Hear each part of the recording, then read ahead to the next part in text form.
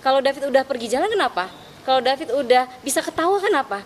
Apakah David harus di kursi roda atau di Dokter Tatang dikejar bagaimana apakah benar memberikan proyeksi sehingga muncul nilai proyeksi yang disampaikan LPSK. Nah sebenarnya proyeksi itu kan yang menghitungkan adalah LPSK berdasarkan kondisi. Waktu itu dari ahli juga kan? Iya. LPSK. Kemudian LPSK pada saat itu melihat dari jurnal hasil research itu 10% yang bisa sembuh dari DAI. Nah tadi dokter malah sampaikan cuma 5%. Nah dari hal itulah LPSK menghitungkan kalau masih dalam perawatan, semua kan masih menunggu proses perawatan selanjutnya, respon badan, respon otak dan lain sebagainya, sehingga kan tidak mungkin nanti kalau ada apa-apa baru dimasukkan lagi ke dalam perkara ini, sehingga semua dihitungkan masa depan.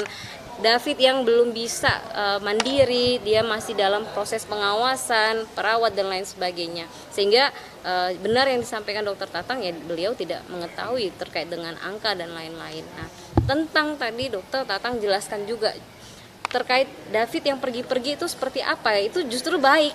Karena setiap kali dia berjalan motoriknya akan terlatih, ototnya terlatih, dan itu adalah bagian dari healing terapi. Nah, jadi saya mau tegaskan lagi, yang jadi tahanan di sini bukan David, ya yang jadi tahanan di sini itu terdakwa. Jadi nggak ada persoalan David mau kemana. Seolah-olah itu menjadi sebuah hal yang mereka kejar sekali gitu. Kalau David udah pergi jalan kenapa?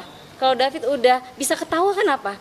Apakah David harus di kursi roda atau di rumah lalu ditahan dan nggak bisa ngapa-ngapain? Kan nggak begitu konsepnya gitu. Jadi kami melihat proses persidangan hari ini udah benar-benar jelas menggambarkan bahwa proses David menjadi sehat itu nggak ujuk-ujuk, banyak banget prosesnya, bahkan tadi 4 minggu sampai kondisi David masih stuck, sehingga terus dilakukan upaya apalagi nih gitu.